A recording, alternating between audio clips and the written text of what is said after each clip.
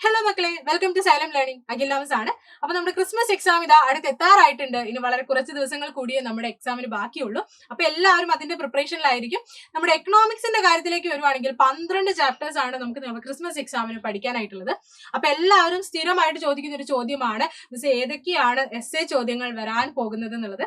അപ്പൊ ആ ചോദ്യത്തിന്റെ ഉത്തരവുമായിട്ടാണ് മിസ് ഇവിടെ നിൽക്കുന്നത്. നിങ്ങളുടെ ക്രിസ്മസ് എക്സാമിന് നിങ്ങൾക്ക് വരാൻ പോകുന്ന എസ്എ ചോദ്യങ്ങൾ അല്ലെങ്കിൽ വരാൻ സാധ്യതയുള്ള എസ്എ ചോദ്യങ്ങൾ ഏതൊക്കെയാണെന്നാണ് നമ്മൾ ഇവിടെ ഡിസ്കസ് ചെയ്യാൻ പോകുന്നത്. അതിന്റെ കൂടെ തന്നെ ഓരോ ക്വസ്റ്റിനും എങ്ങനെ ആൻസർ ചെയ്യണം എന്നുള്ള ചെറിയൊരു ബ്രീഫും കൂടി മിസ് എക്സ്പ്ലെയിൻ ചെയ്യുന്നുണ്ട്. ഓക്കെ, അപ്പൊ നമുക്ക് നോക്കാം. ഫസ്റ്റ് നമുക്കറിയാം 12 ചാപ്റ്റേഴ്സ് ഉണ്ട്. അതിൽ തന്നെ എസ്എ ചോദ്യങ്ങൾ വരുന്ന കുറച്ച് ചാപ്റ്റേഴ്സിന്റെ ആണ് നമുക്ക് നോക്കാം. ആദ്യം കളക്ഷൻ ഓഫ് ഡാറ്റയിൽ നിന്ന് നമുക്കൊരു എസ്എ ചോദ്യം പ്രതീക്ഷിക്കാം. ആ ചോദ്യം ഇങ്ങനെ ആയിരിക്കണം: distinguish between primary data and secondary data. അത് എ ക്വസ്റ്റ്യൻ ആണ്, 2 ക്വസ്റ്റ്യൻസ് ആണ്. പിന്നെ അതിന്റെ കൂടെ തന്നെ primary data can be collected by 3 ways. നമുക്കറിയാം പ്രൈമറി ഡാറ്റ 3 രീതിയിൽ കളക്ട് ചെയ്യാം. ആ മെത്തേഡ്സ് എക്സ്പ്ലെയിൻ ചെയ്യാനും പറയുന്നുണ്ട്.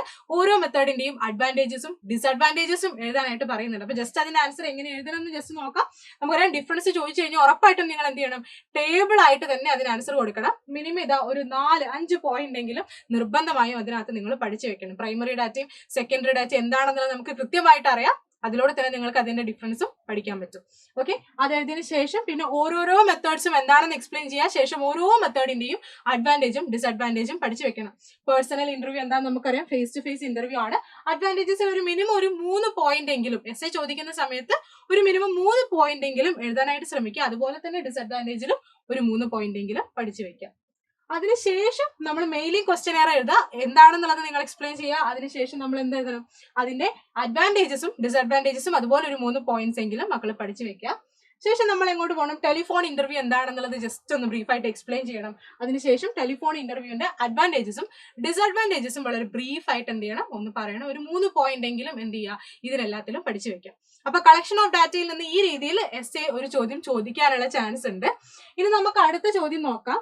അടുത്തത് ഉറപ്പായിട്ടും നമ്മുടെ LPG എന്നായിരിക്കും. ഇത് ഏകദേശം ഒരു 80 to 85% ചാൻസ് ഉണ്ട് ഈ ഒരു ക്വസ്റ്റ്യൻ വരാനായിട്ട്. നമുക്കറിയാം അത് ഉറപ്പായിട്ടും ഗ്ലോബലൈസേഷനും അതുപോലെ തന്നെ ലിബറലൈസേഷനും പ്രൈവറ്റൈസേഷനും ഒക്കെ കൂടി ഇമ്പാക്ട് എക്സ്പ്ലെയിൻ ചെയ്യാനുള്ള ഒരു ക്വസ്റ്റ്യൻ ആയിരിക്കും വരിക. അല്ലെങ്കിൽ ഇതിൽ ഏതെങ്കിലും 2 പോളിസി ആയിരിക്കും ചോദിക്കുന്നുണ്ടായിരിക്കാം. അപ്പൊ നമുക്ക് ആ ക്വസ്റ്റ്യൻ എങ്ങനെ ആൻസർ ചെയ്യാന്നുള്ളത് നോക്കാം. ആദ്യം ലിബറലൈസേഷൻ എന്താണ് എന്നുള്ളത് എക്സ്പ്ലെയിൻ ചെയ്യണം. ജസ്റ്റ് എന്താണെന്നുള്ളത് ബ്രീഫായിട്ട് നമ്മൾ എന്ത് ചെയ്യണം, ഒന്ന് എക്സ്പ്ലെയിൻ ചെയ്യണം. അതിനുശേഷം നമുക്കറിയാം ലിബറലൈസേഷൻ ഇത്രയും ഫീച്ചേഴ്സ് ഉണ്ട്. അപ്പൊ ലിബറലൈസേഷന്റെ ഫീച്ചേഴ്സ് എഴുതുന്നതിന്റെ കൂടെ വളരെ ബ്രീഫായിട്ട് ഒരൊറ്റ സെന്റൻസിലെങ്കിലും അത് ഓരോന്നും എക്സ്പ്ലെയിൻ ചെയ്യാനായിട്ട് ശ്രദ്ധിക്കുക. കാരണം 8 മാർക്കിന്റെ ക്വസ്റ്റ്യൻ ആണല്ലോ. അപ്പൊ നമ്മൾ ചെറുതായിട്ടൊന്ന് എക്സ്പ്ലെയിൻ ചെയ്യാം. അതിനുശേഷം പ്രൈവറ്റൈസേഷൻ എന്താണെന്നുള്ളത് പറയാം. പിന്നെ നമുക്കറിയാം പ്രൈവറ്റൈസേഷൻ അല്ലെങ്കിൽ പ്രൈവറ്റ് കമ്പനി ആക്കി മാറ്റുന്ന 2 രീതിയിലുണ്ടല്ലോ. അപ്പൊ അത് രണ്ടും എന്താണെന്നുള്ളത് ജസ്റ്റ് ഒന്ന് നിങ്ങൾ മെൻഷൻ ചെയ്യുക. അതിനുശേഷം നമുക്കറിയാം ഗ്ലോബലൈസേഷൻ എന്താണെന്നുള്ളത് പറയണം. അപ്പൊ ഗ്ലോബലൈസേഷൻ എന്ന് പറഞ്ഞാൽ നമുക്കറിയാം പ്രൈവറ്റൈസേഷന്റെയും ലിബറലൈസേഷന്റെ ഔട്ട്കം ആണ്.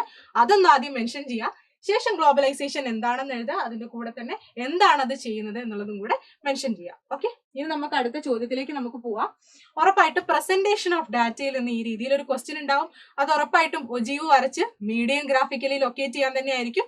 ഇനി മീഡിയം കണ്ടുപിടിക്കാൻ ഇല്ലെങ്കിൽ കൂടിയും ഒജീവ് വരയ്ക്കാൻ എന്തായാലും ഒരു ചോദ്യം ഉണ്ടായിരിക്കും. ഓക്കെ, അപ്പൊ ഈ ചോദ്യം എങ്ങനെയാണ് ആൻസർ ചെയ്യുന്നത് ജസ്റ്റ് ഒന്ന് ബ്രീഫായിട്ട് കാണിച്ചു. നിങ്ങൾക്ക് എല്ലാവർക്കും അറിയാം, എന്നാലും ജസ്റ്റ് ഒന്ന് ഇതിന്റെ ആൻസർ ഒന്ന് മിസ് കാണിച്ചു തരാം.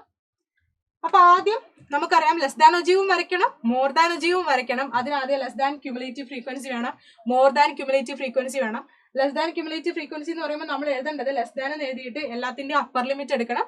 ഫ്രീക്വൻസീസ് ഇങ്ങനെ ആഡ് ചെയ്ത് പോകേണ്ടതുണ്ട്. ആദ്യം 5നോട് 4 ആഡ് ചെയ്യുന്നു, പിന്നെ അതിനോട് 6 ഇടുന്നു, അങ്ങനെ ആഡ് ചെയ്ത് പോകും. പിന്നെ മോർ ദാൻ എന്ന് പറയുന്ന സമയത്ത് നമുക്കറിയാം ഫ്രീക്വൻസി മൈനസ് ചെയ്ത് വരാനാണ്. മോർ ദാനിൽ നമ്മൾ എഴുതേണ്ടത് ലോവർ ലിമിറ്റ് ആണ്, അതെപ്പോഴും ശ്രദ്ധിക്കുക. പിന്നെ ആദ്യം ടോട്ടൽ ഫ്രീക്വൻസി എടുത്തതിന് ശേഷം ഓരോ ഫ്രീക്വൻസി ആയിട്ട് അതിൽ നിന്ന് മൈനസ് ചെയ്ത് വരാം. ഓക്കെ, ഓൾറെഡി ആൻസർ ഇവിടെ കൊടുത്തിട്ടുണ്ട്. പിന്നെ അത് നമ്മൾ ഡ്രോ ചെയ്യണം. നമുക്കറിയാം എക്സ് ആക്സിൽ നമ്മൾ കൊടുക്കേണ്ടത് ലെസ് ദാൻ എന്നും മോർ ദാൻ എന്നും പറഞ്ഞ് നമ്മൾ കൊടുത്തിട്ടുള്ള അപ്പർ ലിമിറ്റും ലോവർ ലിമിറ്റും ആണ്. അതിനുശേഷം ലെസ് ദാൻ ഒജീവും മോർ ദാൻ ഒജീവും വരയ്ക്കണം. നമ്മൾ നേരത്തെ ഈ റെഡ് കളറിൽ പോയിന്റ് ഇട്ടിട്ടുള്ളതാണ് ലെസ് ദാൻ ഒജീവ്. അപ്പൊ ഇതൊന്ന് നമുക്ക് ജോയിൻ ചെയ്തിട്ട് ലെസ് ദാൻ ഒജീവ് ആദ്യം വരയ്ക്കാം. ഓക്കെ, അപ്പൊ ലെസ് ദാൻ ഒജീവ് വരയ്ക്കാൻ പോവാണ്. നോക്കാം, ഈ പോയിന്റ്സ് ജസ്റ്റ് നിങ്ങൾ എന്ത് ചെയ്താൽ മതി, ജോയിൻ ചെയ്ത് വരച്ചാൽ മതി. ഓക്കെ, ജസ്റ്റ് എഴുതി വെക്കാം അത് ലെസ് ദാൻ ആണ് എന്നുള്ളത്. ഇനി മോർ ദാൻ നമുക്കറിയാം ഇവിടെ 0-ൽ 50 ആണ്, 10-ൽ 45 ആണ്. നമ്മൾ നേരത്തെ അതേ സാധനം തന്നെ ഇവിടെ പ്ലോട്ട് ചെയ്തിരിക്കുകയാണ്. ഇനി ആ പോയിന്റ്സും കൂടെ ജോയിൻ ചെയ്ത് നമുക്ക് വരയ്ക്കാം.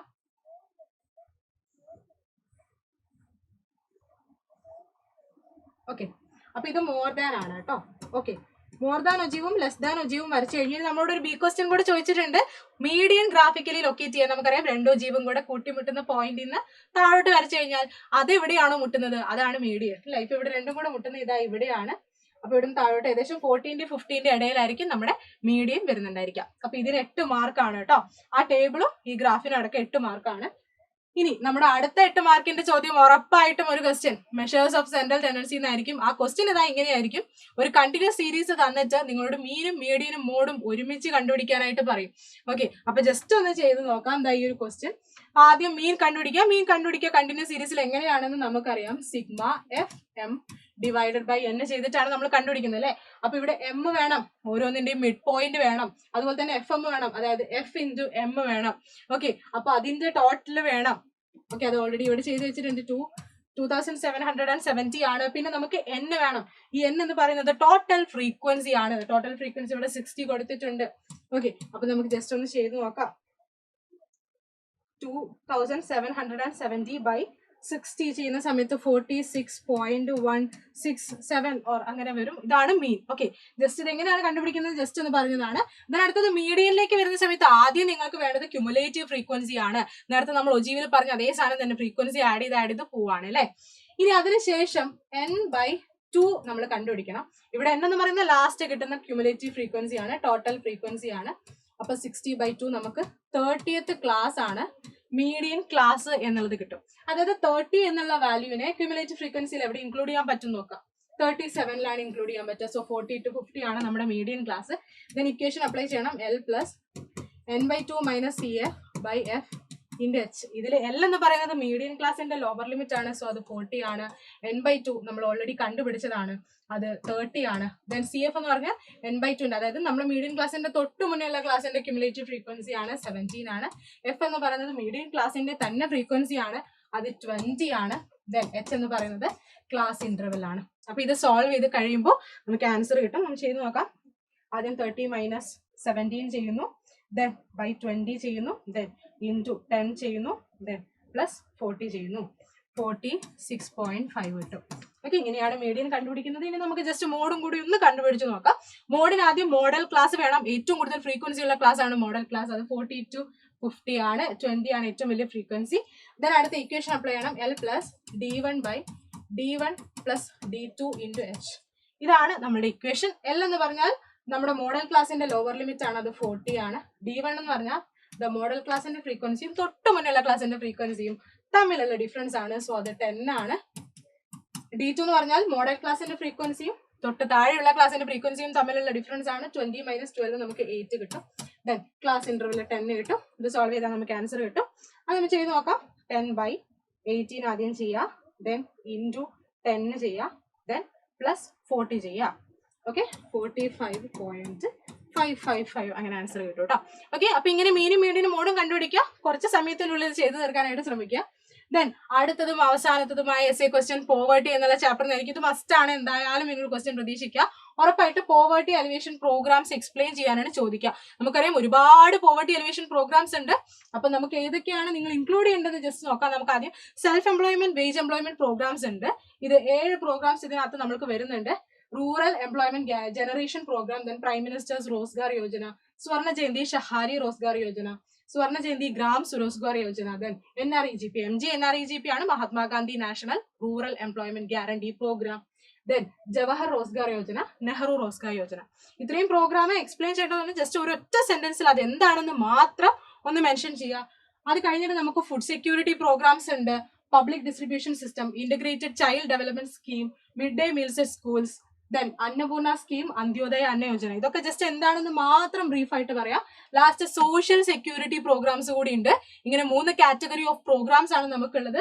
ജസ്റ്റ് പറയാം. Aam Aadmi Bima Yojana, Indira Gandhi national old age pension scheme, then രാഷ്ട്രീയ സ്വാസ്ഥിക Bima Yojana, then Atal pension Yojana, Janasree Bima Yojana, prime minister Jeevan Jyoti Bima Yojana, prime minister സുരക്ഷാ Bima Yojana, then national social assistance programme. ഇതൊക്കെ എന്താണെന്ന് ജസ്റ്റ് ഒന്ന് ബ്രീഫ് ആയിട്ട് ഒരൊറ്റ സെന്റൻസിൽ മാത്രം പറഞ്ഞാൽ മതി.